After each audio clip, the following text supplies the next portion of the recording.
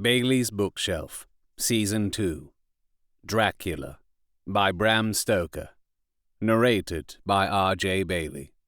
If you like what I do, please consider buying me a coffee at buymeacoffee.com/R.J. Bailey.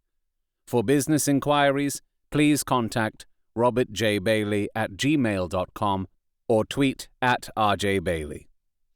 Chapter 13. Dr. Seward's Diary. Continued. The funeral was arranged for the next succeeding day, so that Lucy and her mother might be buried together. I attended to all the ghastly formalities, and the urbane undertaker proved that his staff were afflicted, or blessed, with something of his own obsequious suavity. Even the woman who performed the last offices for the dead remarked to me, in a confidential, brother-professional way, when she had come out from the death-chamber, "She makes a very beautiful corpse, sir. It's quite a privilege to attend on her.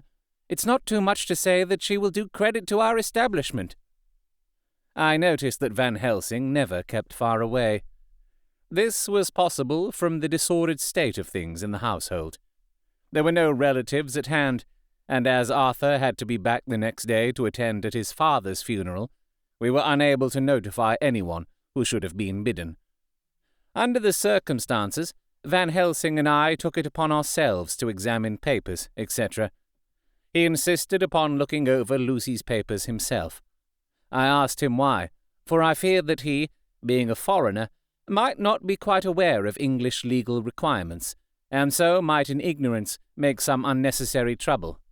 He answered me, I know. You forget that I am a lawyer as well as a doctor, but this is not altogether for the law. You knew that when you avoided the coroner.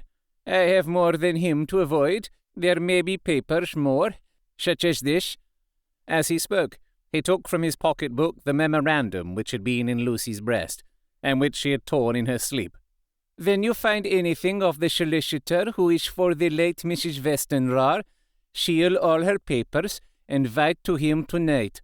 For me, I watch here in the room and in Miss Lucy's old room all night, and I myself search for what may be. It is not well that her very thoughts go into the hands of strangers." I went on with my part of the work, and in another half-hour had found the name and address of Mrs. Westenra's solicitor, and had written to him. All the poor lady's papers were in order.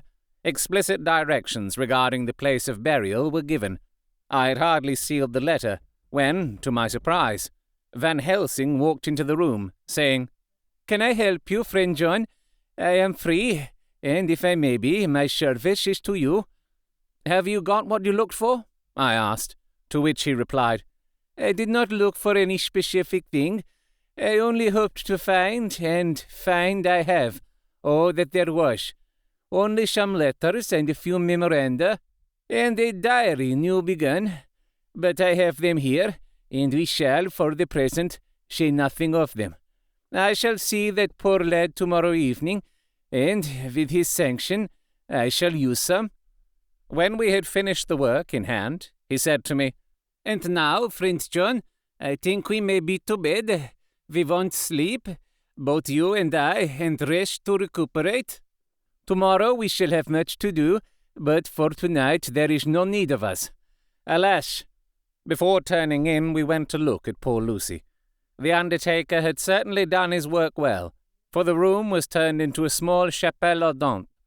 There was a wilderness of beautiful white flowers, and death was made as little repulsive as might be. The end of the winding sheet was laid over the face. When the professor bent over and turned it gently back, we both started at the beauty before us, the tall wax candles showing a sufficient light to note it well. All Lucy's loveliness had come back to her in death, and the hours that had passed, instead of leaving traces of decay's effacing fingers, had but restored the beauty of life, till positively I could not believe my eyes that I was looking at a corpse. The professor looked sternly grave. He had not loved her as I had, and there was no need for tears in his eyes. He said to me, "Remain till I return," and left the room. He came back with a handful of wild garlic from the box waiting in the hall, but which had not been opened, and placed the flowers amongst the others on and around the bed. Then he took from his neck, inside his collar, a little gold crucifix, and placed it over the mouth. He restored the sheet to its place, and we came away. I was undressing in my own room, when, with a premonitory tap at the door, he entered, and at once began to speak. "Tomorrow I want you to bring me, before night, a set of post-mortem knives." "Must we make an autopsy?" I asked. "Yes and no. I want to operate, but not as you think. Let me tell you now, but not a word to another. I want to cut off her head and take out her heart. You a surgeon and so shocked? You, whom I have seen with no tremble of hand or heart, do operations of life and death that make the rest shudder. Oh, but I must not forget, my dear friend John, that you loved her, and I have not forgotten it, for it is I that shall operate, and you must only help. I would like to do it tonight, but for Arthur I must not. He will be free after his father's funeral tomorrow, and he will want to see her. To see it. Then, when she is coffined ready for the next day, you and I shall come when all sleep. We shall unscrew the coffin lid, and shall do our operation, and then replace all, so that none know, save we alone. But why do it at all? The girl is dead. Why mutilate her poor body without need? And if there is no necessity for a post-mortem, and nothing to gain by it, no good to her, to us, to science, to human knowledge, why do it? Without such, it is monstrous. For answer, he put his hand on my shoulder, and said, with infinite tenderness, "Friend John, I pity your poor bleeding heart, and I love you the more because it does so bleed. If I could, I would take on myself the burden that you do bear, but there are things that you know not, but that you shall know, and bless me for knowing, though they are not pleasant things.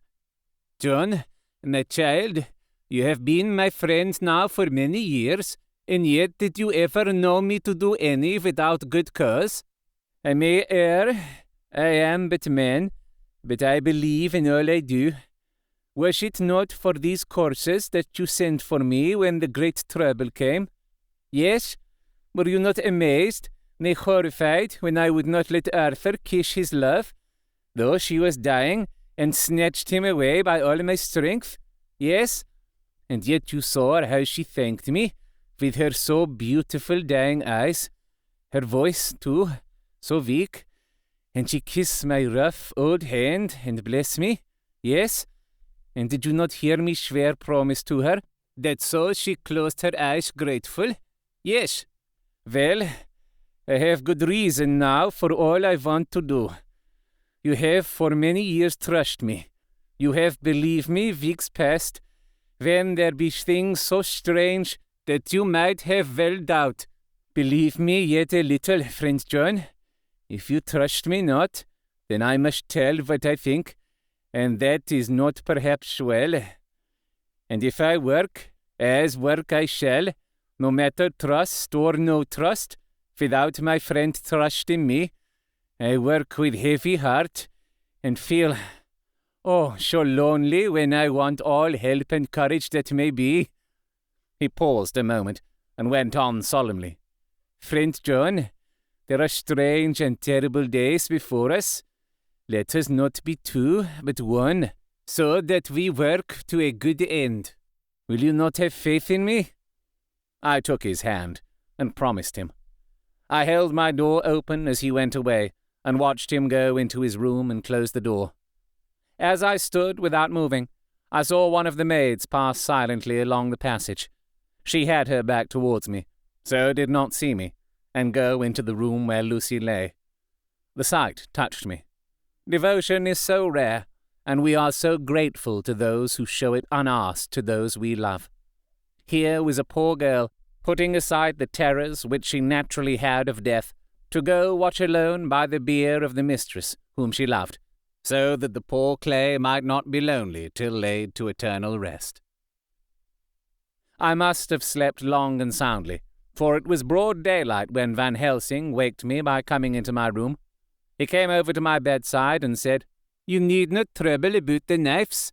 We shall not do it." "Why not?" I asked, for his solemnity of the night before had greatly impressed me. "Because," he said sternly, "it is too late, or too early. He held up the little golden crucifix. "This was stolen in the night." "How stolen?" I asked in wonder, "since you have it now." "Because I get it back from the worthless wretch who stole it, from the woman who robbed the dead and the living. Her punishment will surely come, but not through me. She knew not altogether what she did, and thus, unknowing, she only stole. Now, we must wait." He went away on the word, leaving me with a new mystery to think of, a new puzzle to grapple with. The forenoon was a dreary time, but at noon the solicitor came, Mr. Marquand of Holman, Sons, Marquand and Lidderdale. He was very genial and very appreciative of what we had done, and took off our hands all cares as to details.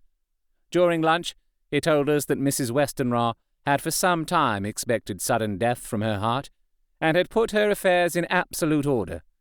He informed us that, with the exception of a certain entailed property of Lucy's father's, which now, in default of direct issue, went back to a distant branch of the family, the whole estate, real and personal, was left absolutely to Arthur Holmwood. When he had told us so much, he went on.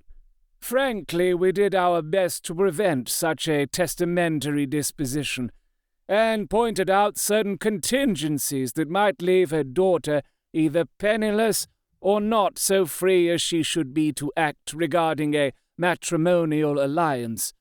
Indeed, we pressed the matter so far that we almost came into collision, for she asked us if we were or were not prepared to carry out her wishes. Of course, we had then no alternative but to accept. We were right in principle, and 99 times out of 100 we should have proved, by the logic of events, the accuracy of our judgment. Frankly, however, I must admit that in this case any other form of disposition would have rendered impossible the carrying out of her wishes. For by her predeceasing her daughter, the latter would have come into possession of the property, and, even had she only survived her mother by 5 minutes, her property would, in case there were no will, and a will was a practical impossibility in such a case, have been treated at her decease as under intestacy. In which case, Lord Godalming, though so dear a friend, would have had no claim in the world, and the inheritors, being remote, would not be likely to abandon their just rights for sentimental reasons regarding an entire stranger. I assure you, my dear sirs, I am rejoiced at the result, perfectly rejoiced." He was a good fellow, but his rejoicing at the one little part, in which he was officially interested, of so great a tragedy, was an object lesson in the limitations of sympathetic understanding. He did not remain long, but said he would look in later in the day and see Lord Godalming. His coming, however, had been a certain comfort to us, since it assured us that we should not have to dread hostile criticism as to any of our acts. Arthur was expected at 5 o'clock, so a little before that time we visited the death chamber. It was so in very truth, for now both mother and daughter lay in it. The undertaker, true to his craft, had made the best display he could of his goods, and there was a mortuary air about the place that lowered our spirits at once. Van Helsing ordered the former arrangement to be adhered to, explaining that, as Lord Godalming was coming very soon, it would be less harrowing to his feelings to see all that was left of his fiancée quite alone. The undertaker seemed shocked at his own stupidity, and exerted himself to restore things to the condition in which we left them the night before, so that when Arthur came, such shocks to his feelings as we could avoid were saved. Poor fellow! He looked desperately sad and broken. Even his stalwart manhood seemed to have shrunk somewhat under the strain of his much-tried emotions. He had, I knew, been very genuinely and devotedly attached to his father, and to lose him, and at such a time, was a bitter blow to him. With me he was warm as ever, and to Van Helsing he was sweetly courteous, but I could not help seeing that there was some constraint with him. The professor noticed it too, and motioned me to bring him upstairs. I did so, and left him at the door of the room, as I felt he would like to be quite alone with her. But he took my arm and led me in, saying huskily, "You loved her too, old fellow. She told me all about it, and there was no friend had a closer place in her heart than you.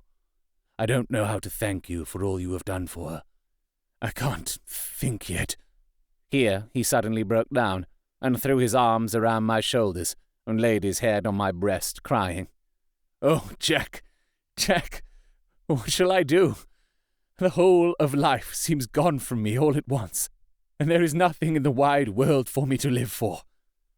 I comforted him as well as I could. In such cases men do not need much expression. A grip of the hand, the tightening of an arm over the shoulder, a sob in unison, are expressions of sympathy dear to a man's heart. I stood still and silent till his sobs died away, and then I said softly to him, "Come and look at her." Together we moved over to the bed, and I lifted the lawn from her face. God, how beautiful she was! Every hour seemed to be enhancing her loveliness. It frightened and amazed me somewhat. And as for Arthur, he fell a-trembling, and finally was shaken with doubt, as with an ague. At last, after a long pause, he said to me in a faint whisper, "Jack, is she really dead?" I assured him sadly that it was so, and went on to suggest, for I felt that such a horrible doubt should not have life for a moment longer than I could help, that it often happened that after death faces became softened, and even resolved into their youthful beauty, that this was especially so when death had been preceded by any acute or prolonged suffering. It seemed to quite do away with any doubt, and, after kneeling beside the couch for a while, and looking at her lovingly and long, he turned aside. I told him that that must be goodbye, as the coffin had to be prepared. So he went back and took her dead hand in his, and kissed it, and bent over and kissed her forehead. He came away, fondly looking back over his shoulder at her as he came. I left him in the drawing-room, and told Van Helsing that he had said goodbye. So the latter went to the kitchen to tell the undertaker's men to proceed with the preparations and to screw up the coffin. When he came out of the room again, I told him of Arthur's question, and he replied, "I am not surprised. Just now I doubted for a moment myself." We all dined together, and I could see that poor Art was trying to make the best of things. Van Helsing had been silent all dinner-time, but when we had lit our cigars, he said, "Lord," but Arthur interrupted him. No, not that. For God's sake. Not yet at any rate. Forgive me, sir. I did not mean to speak offensively. It is only because my loss is so recent." The professor answered very sweetly, "I only used that name because I was in doubt. I must not call you Mister, and I have grown to love you. Yes, my dear boy, to love you. As Arthur." Arthur held out his hand and took the old man's warmly. "Call me what you will," he said. "I hope I may always have the title of a friend, and let me say that I am at a loss for words to thank you for your goodness to my poor dear." He paused a moment and went on. "I know that she understood your goodness even better than I do, and if I was rude or in any way wanting at that time you acted so, you remember?" The professor nodded. "You must forgive me." He answered with a grave kindness, "I know it was hard for you to quite trust me then, for to trust such violence needs to understand, and I take it that you do not, that you cannot trust me now, for you do not yet understand. And there may be more times when I shall want you to trust when you cannot, and may not, and must not yet understand. But the time will come when your trust shall be whole and complete in me, and when you shall understand as though the sunlight himself shone through. Then you shall bless me from first to last for your own sake, and for the sake of others, and for her dear sake to whom I swore to protect. And indeed, sir, said Arthur warmly, I shall in all ways trust you. I know and believe you have a very noble heart, and you are Jack's friend, and you were hers. You shall do what you like. The professor cleared his throat a couple of times, as though about to speak, and finally said, May I ask you something now? Certainly. You know that Mrs. Westenra left you all her property? No, poor dear. I never thought of it. And as it is all yours, you have a right to deal with it as you will. I want you to give me permission to read all Miss Lucy's papers and letters. Believe me, it is no idle curiosity. I have a motive, of which, be sure, she would have approved. I have them all here. I took them before we knew that all was yours, so that no strange hand might touch them. No strange eye look through words into her soul. I shall keep them, if I may. Even you may not see them yet, but I shall keep them safe. No word shall be lost, and in the good time I shall give them back to you. It's a hard thing, I ask, but you will do it, will you not, for Lucy's sake? Arthur spoke out heartily, like his old self. Dr. Van Helsing, you may do what you will. I feel that in saying this I am doing what my dear one would have approved. I shall not trouble you with questions till the time comes. The old professor stood up as he said solemnly, And you are right. There will be pain for us all, but it will not be all pain, nor will this pain be the last. We and you too, you most of all, my dear boy, will have to pass through the bitter water before we reach the sweet. But we must be brave of heart and unselfish, and do our duty, and all will be well. I slept on a sofa in Arthur's room that night. Van Helsing did not go to bed at all. He went to and fro, as if patrolling the house, and was never out of sight of the room where Lucy lay in her coffin, strewn with the wild garlic flowers, which sent, through the odour of lily and rose, a heavy, overpowering smell into the night. Mina Harker's Journal. 22 September. In the train to Exeter. Jonathan sleeping. It seems only yesterday that the last entry was made, and yet how much between them. In Whitby and all the world before me, Jonathan away and no news of him. And now, married to Jonathan.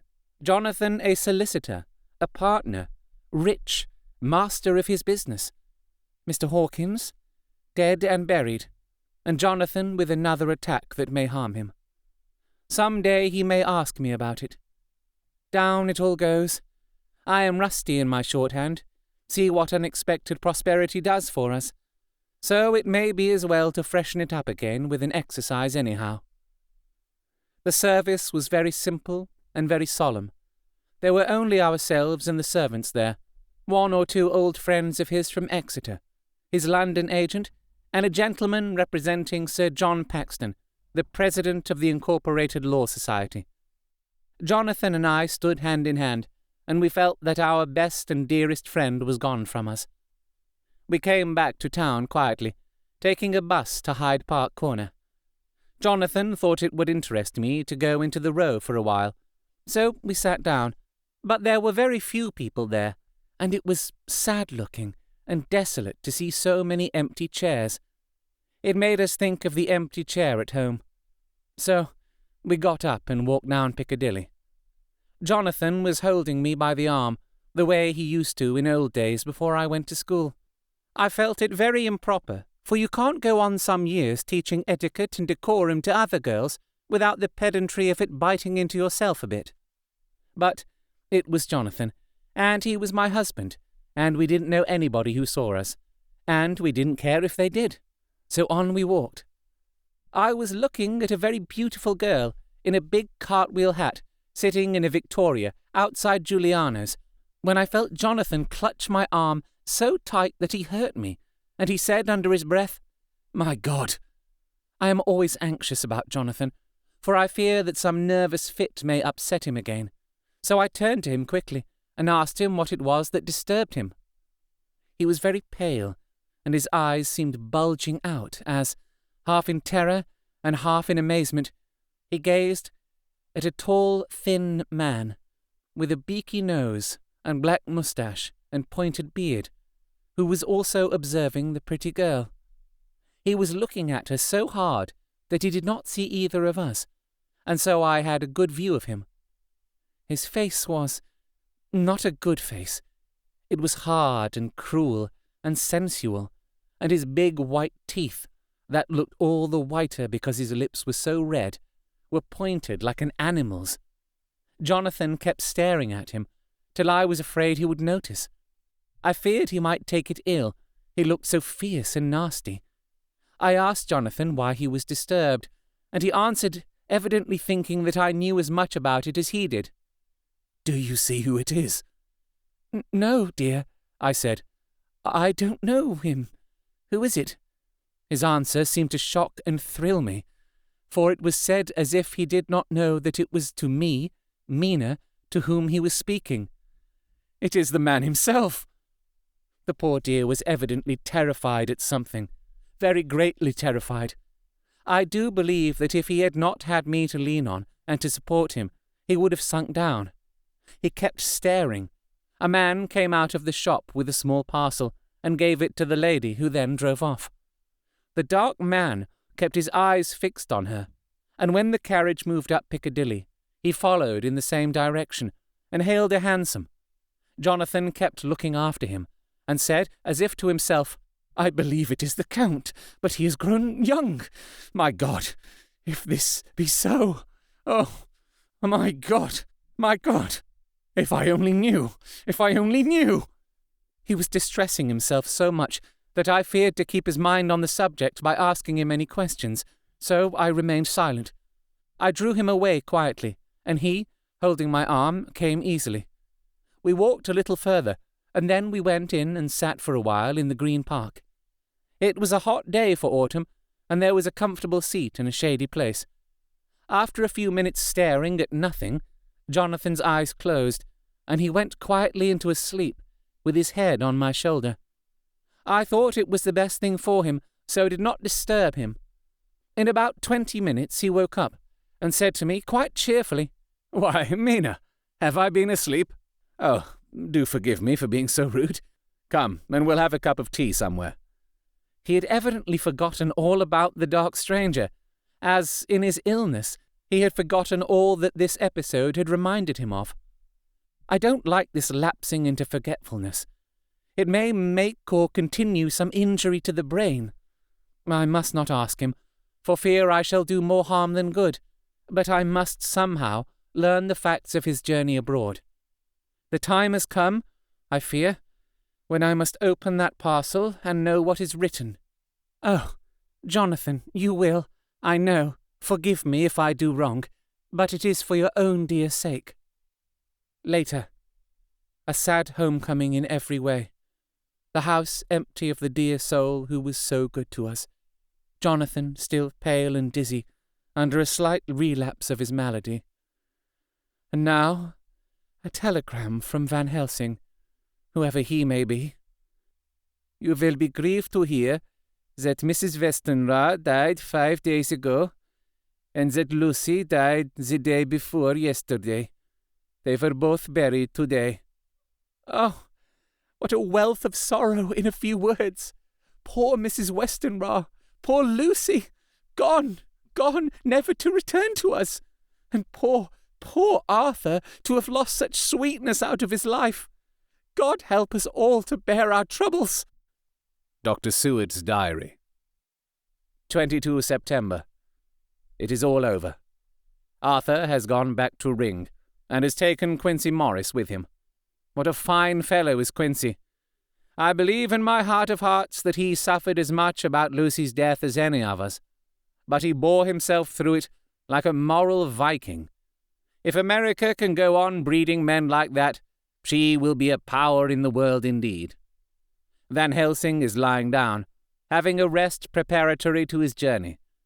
He goes over to Amsterdam tonight, but says he returns tomorrow night, that he only wants to make some arrangements which can only be made personally.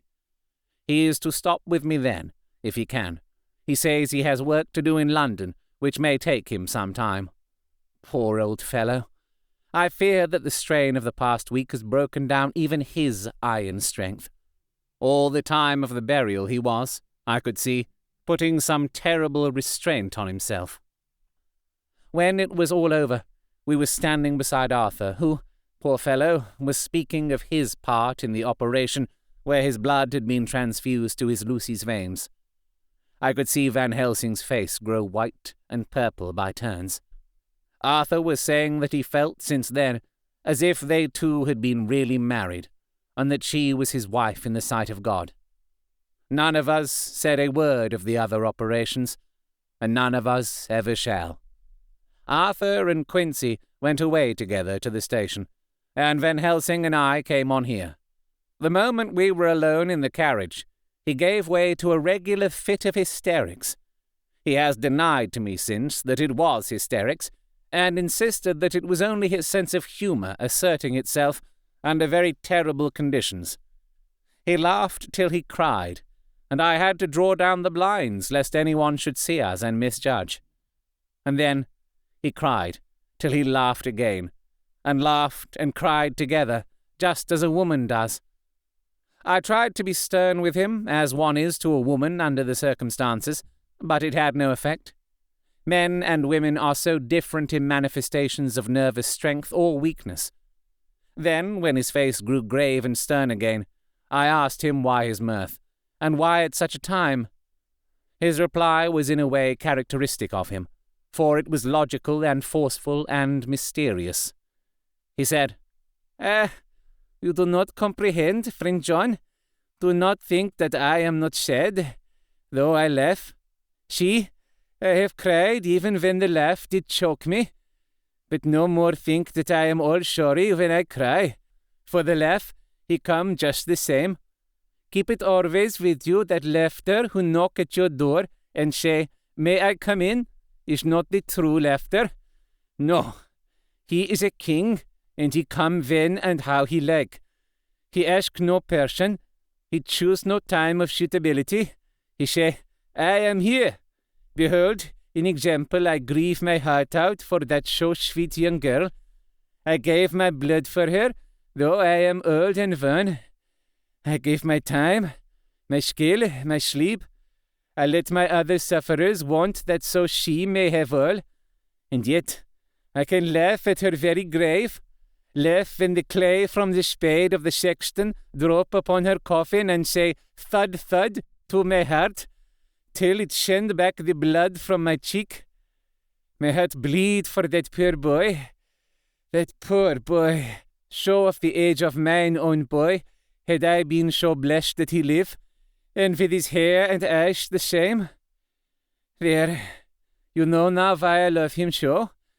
And yet, when he say things that touch my husband's heart to the quick, and make my father heart yearn to him as to no other man, not even to you, friend John, for we are more level in experiences than father and son, yet even at such moment, King laugh, he come to me and shout and bellow in my ear, here I am, till the blood come dance back and bring some of the sunshine that he carry with him to my cheek.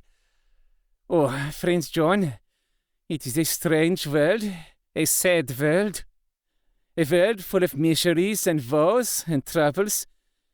And yet, when King Laugh come, he makes them all dance to the tune he play.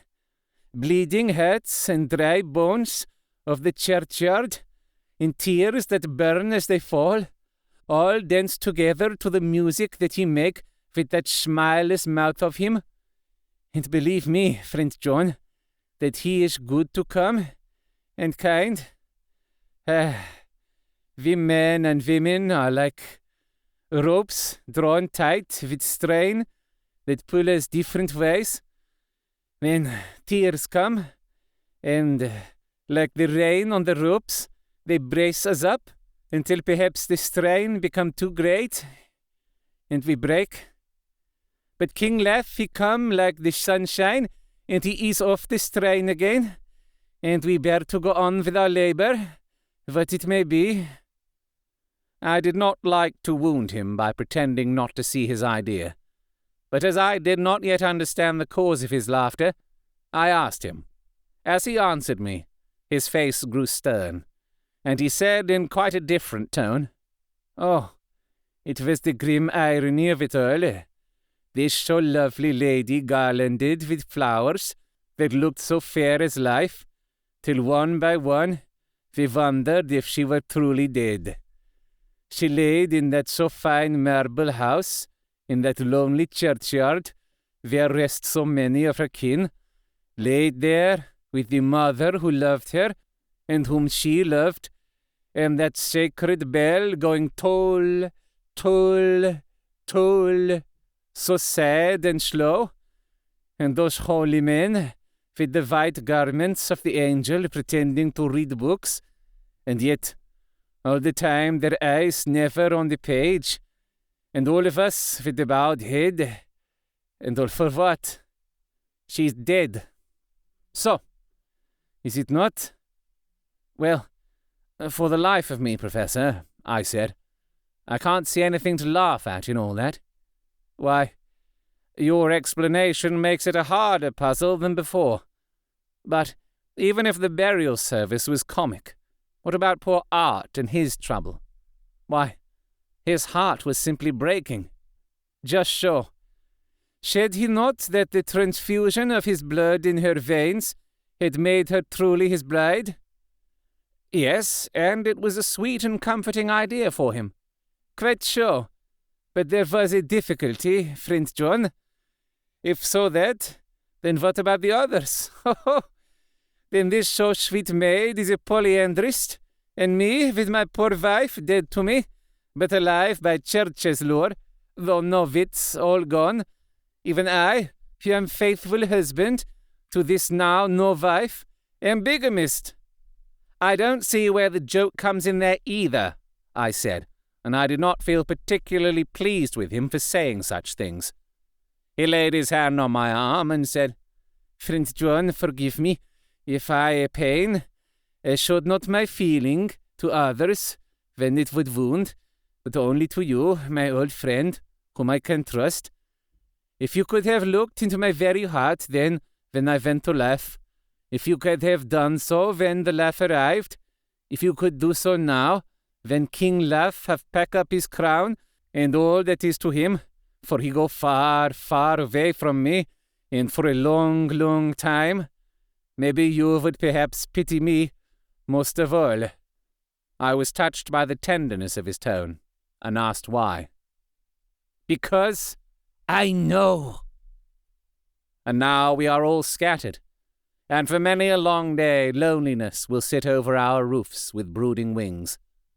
Lucy lies in the tomb of her kin, a lordly death-house in a lonely churchyard, away from teeming London, where the air is fresh and the sun rises over Hampstead Hill, and where wild flowers grow of their own accord.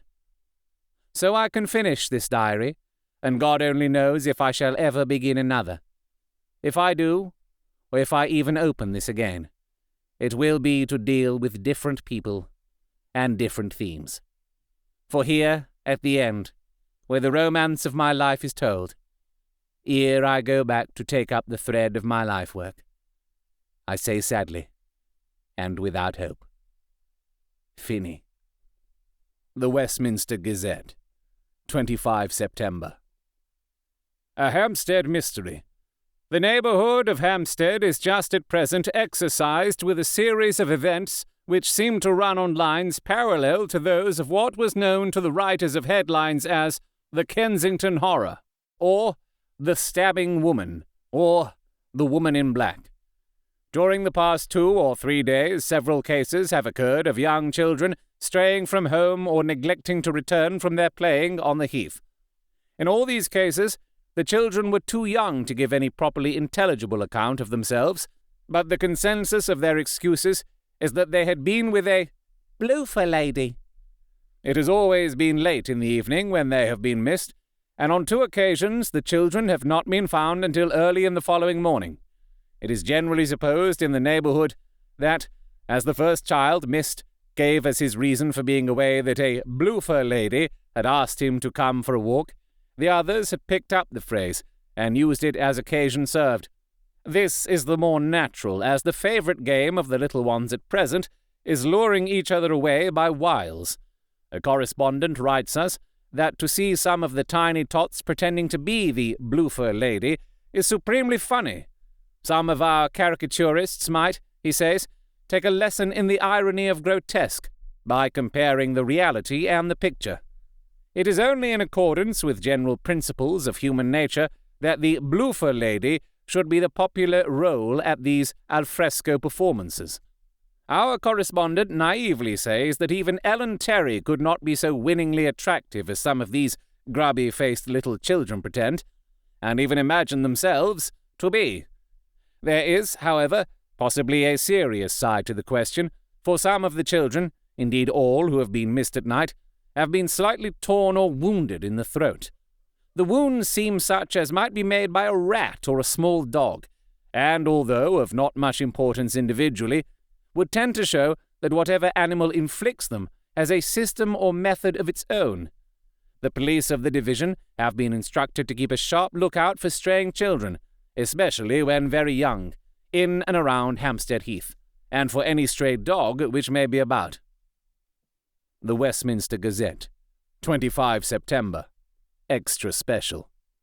The Hampstead Horror. Another child injured. The bloofer lady. We have just received intelligence that another child, missed last night, was only discovered late in the morning under a furze bush at the Shooter's Hill side of Hampstead Heath, which is, perhaps, less frequented than the other parts.